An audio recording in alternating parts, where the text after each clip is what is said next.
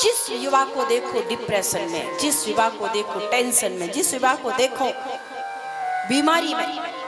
महाराज 25-25, 30-30 वर्ष पे लगे जैसे हो गए महाराज 50-50 वर्ष में। इतना टेंशन जिसको देखो, इतने विकार अंदर भर लिए। विकारों को दूर करने की औषधि कोई है तो भागवत कथा है। इसलिए अपनी बच्चों को, अपने युवाओं को, अपने बेटों को, बेटियों को, बहुओं को, सबको स्पेशल कोर्स के तरीके से भागवत कथा सुननी चाहिए। उन्हें सुनाओ। यहाँ नहीं आ पाए, कोई कारण हो, घर में प्रसाद बन रहा है, कहीं जा रहे हो, इस भागवत कथा को लगा। परिवर्तन होगा ही होगा, रोक नहीं सकते। कल आपने सुना पुत्र किसे कहते हैं? जो पुन्नाम नरक से उद्धार करे उसे पुत्र कहते हैं। पुन्नाम नरका तारयति इति पुत्रः। जो अपने पूर्वजों को, जो अपने पितरों को कथा सुनाए, उनके लिए कर्म कांड करवाए, तर्पण करे, श्राद्ध करे, मूल पाठ करवाए,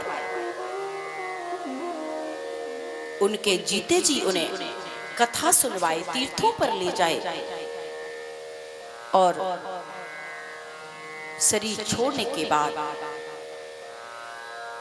उन्हें गया लेकर के जाए और पिंडदान के बाद में उन्हें कथा सुनवाए, भागवत कथा। श्री सुखदेव जी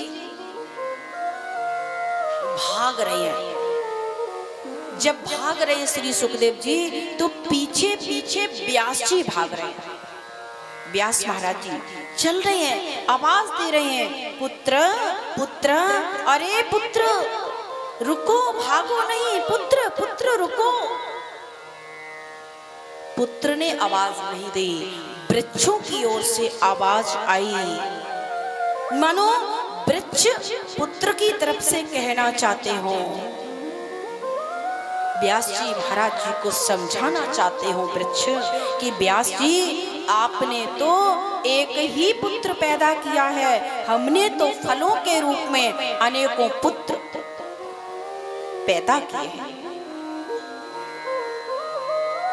लेकिन खुद कभी नहीं खाते। वृक्ष अपने कभी फल खाते हैं? कभी नहीं खाता। वृक्ष कबहु नहीं फल भखे, वृक्ष कबहु नहीं फल भखे, और नदी न संचयनी। परमार्थ के कारणे और साधु धरा शरीर। नदी पूरे दिन 24 घंटे जल भरकर रखती है, पर स्वयं नहीं पीते। वृक्ष फलों से लबालब लदे रहते हैं, पर स्वयं कभी नहीं खाते। किस लिए रखते हैं? दूसरों के हित के लिए।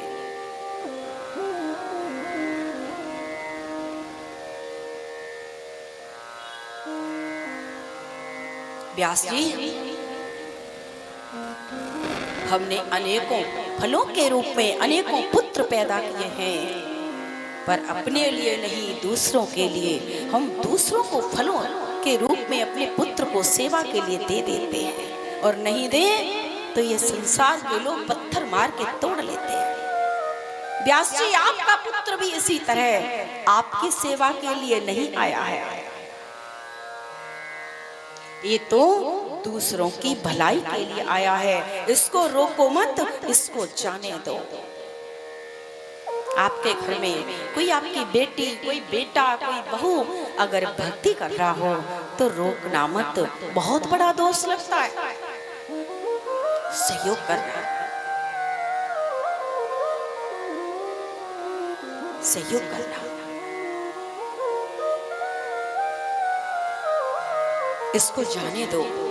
ये दूसरों के कल्याण के लिए आए हैं। ऐसे श्री सुखदेव जी को हम प्रणाम करते हैं। नैमिषारण्य तीर्थ में